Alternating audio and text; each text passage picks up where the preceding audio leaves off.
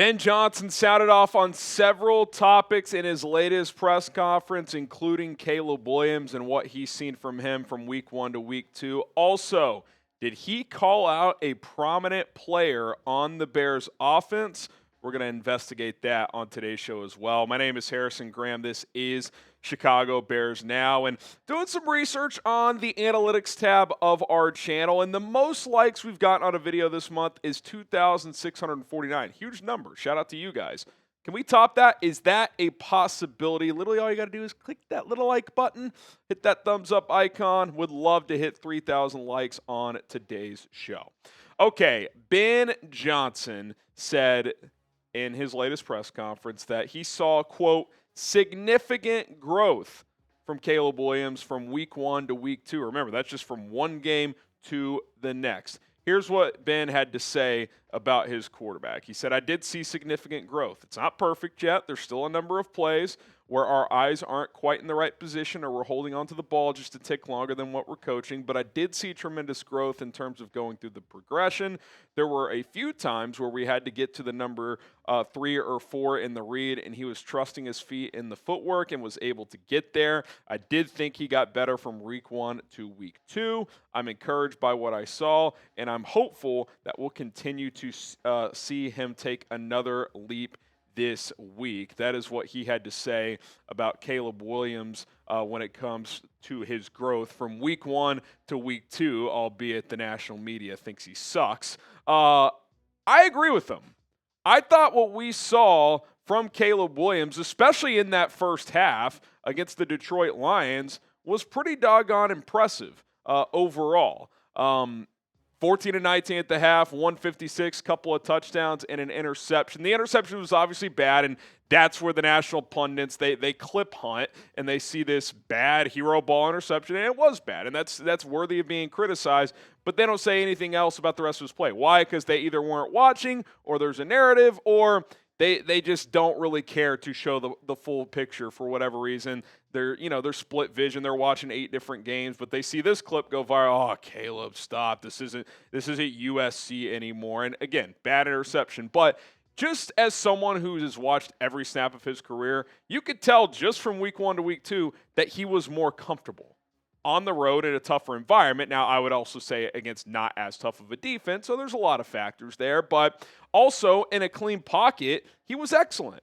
18-25, 199 yards, 2 touchdowns, a PFF pass grade of 90.4, which is upper echelon. He played really, really well when he was kept clean. Now, he's got to be better under pressure and against the blitz, which at times he's actually played pretty well in those situations too. Just hear me out. A PSA, public service announcement to all Bears fans. Do not let national pundits who want to clip hunt or they have a narrative, or if they've already made their decision on who Caleb Williams is and is going to be, don't let them tell you what's going on with the Bears quarterback. Everyone's allowed to have an opinion. That's perfectly fine, but don't lean on those people for your determination on who he is or who he's going to be. I know there's people that watch this show that are big believers in Caleb, just like I am. I know there's people who already think he's a bust and want to go to Tyson Bagent. I know there's people that are somewhere in the middle and aren't sure, and they're scarred from previous Bears quarterbacks. All of those are perfectly fine, but don't let someone who has a narrative or doesn't watch every single play convince you one thing over the other. Guys who do the film work stuff, they have all said consistently this week, yeah, it looked a lot better, looked pretty good in week 2. So let's just give this some time. I get it. We're all pissed off that they're 0-2. They got smoked against Detroit. Caleb was not the reason why they lost, and certainly was not the reason why they got blown out. That game got out of hand. The defense couldn't stop a nosebleed. They continued to make little errors offensively with penalties and the DeAndre Swift fumble and things that are costing them. And yes, Caleb's got a ways to go as well. But we're already seeing growth from week 1 to week 2, and that's coming from the coach, who we all agreed and trust his offensive acumen, right? Don't take my word for it. This is what Ben said. So I think it's okay to be pissed off about where this team is at, but also acknowledge, hey, like that was solid improvement from one game to the next with Caleb. Hopefully that continues. Are you still on the Caleb Williams train? Because I am. Type Y for yes, type N for no. I think there's a really good chance this ends up working out. We do have to be patient, as much as it sucks to say that word out loud. Coming up next, did Ben Johnson call out a specific player on the Bears offense? Certainly seems like he did. We'll explore who that could be in just a moment. But first, today's show is sponsored by Mando. Body odor is an issue, but no longer when it comes to Mando. Today's show is sponsored by Mando, and you can get 20% off for a limited time only with code CHAT at checkout. All their products site-wide. It's nice to have football back. It also means fall is here, the best time of year for the fellas out there. It's a great time to get out and about, and if you're like me, that includes being outside a lot with my son and doing stuff around the house. Don't let body odor sideline you this season. Mando deodorant plus sweat control is for real working guys. Mando is formulated to stop odor before it starts and doesn't mask odor with overwhelming fragrance either.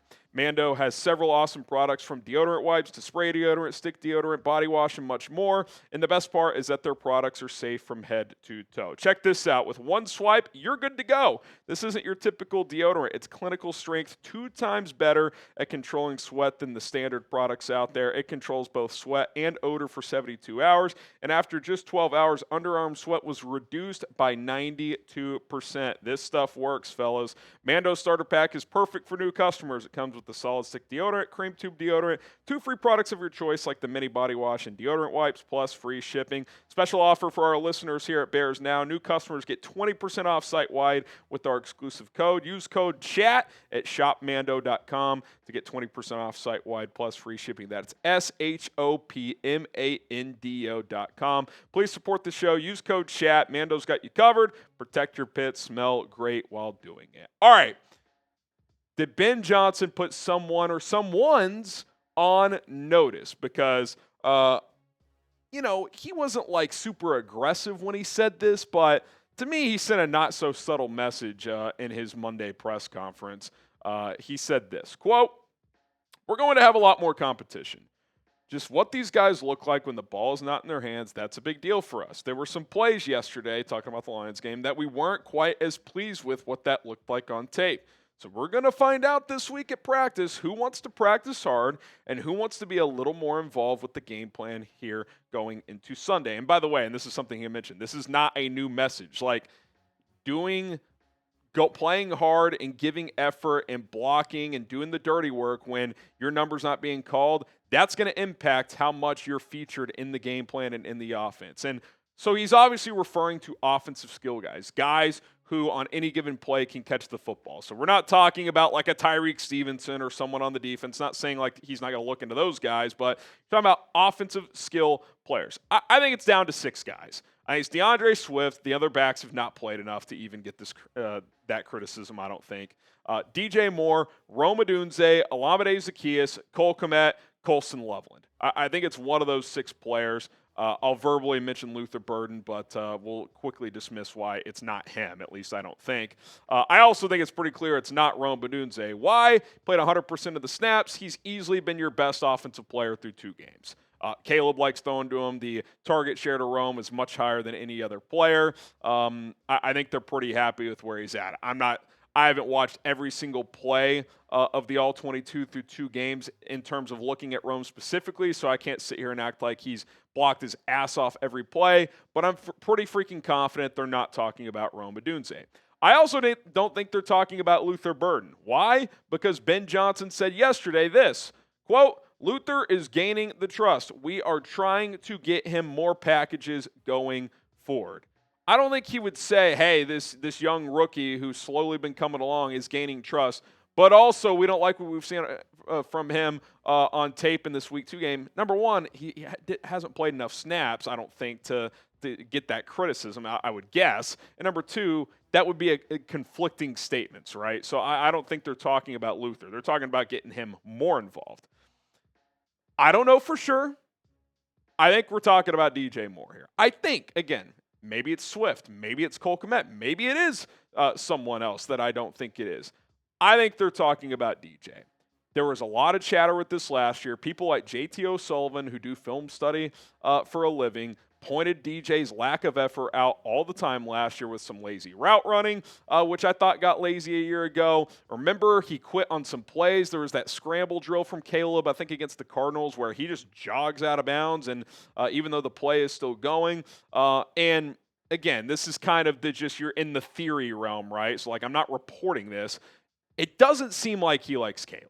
It doesn't seem like those two vibe. Now, they haven't come out publicly and like said that, obviously, but like we do know that he vibed with Justin. And for whatever reason, he doesn't seem to vibe with Caleb. I don't know if that's a personality clash. I don't know if that's based on his involvement in the offense. I don't know. And maybe I'm off there. So, like, again, I'm not reporting that, but that's how it seems. It seemed that way last year. Felt like this year, fresh slate, but maybe that is carried over into this year. Again, I don't know for sure, but that is the vibe that I've got. And we know, and Ben Johnson pointed this out, that, like, they had to call out players when reviewing film last year in terms of body language stuff, and DJ absolutely fell into that bucket. And I've defended DJ. I really like him, even on when he did seemingly not go balls to the wall last year on every play. I didn't completely bury him for it, but like new staff, new year, it's like if it's still happening, it's kind of hard to defend. You're making $27 million per year, man. And again, maybe we're way off here. Maybe this is not who we're talking about, but the evidence has been building going back to last year. So I'm curious to see what happens this week. I'm curious to see, does a guy like DJ get less snaps? I mean, they're not going to outright bench him, I don't think, but could he get 80% of snaps instead of, close to 100 where he's been at? So it's going to be very interesting to see what happens here. But, I said it in my bold predictions video before this season. I think at least one of DJ Moore or Cole Kmet will not be on this team next year. And if you ask me right now, if I had to pick one of those, I would say DJ is probably that guy. Doesn't mean that'll be the case, but it's just the vibe has been off since the start of last year with DJ Moore in Chicago. I hope it gets fixed because he is a very good player, but if he's not a good fit in the locker room and if he's not as productive as he used to be, it's kind of like, well, do you just trade him? Could happen. You'll have to see what happens. All right. Who do you think Ben Johnson is referring to? Do you think my guess is right? Again, a guess. I think it's a educated guess, but I'm not reporting this verbatim. Do you think DJ is the culprit here? Is it multiple people? Certainly possible. Who knows? I think we'll kind of figure out on Sunday if there's any changes in terms of the snap share and obviously the target share in terms of who's getting heavily involved. All right, that's going to do it for Chicago Bears Now. Appreciate everybody for tuning in to today's show. As of now, the plan is to drop our preview episode against the Cowboys tomorrow morning as Matt Eberflus makes his return. If there's breaking news, we'll push that back, obviously, but that is the plan for now. So be sure to subscribe and join us for that. We'll see you guys soon. Bear down.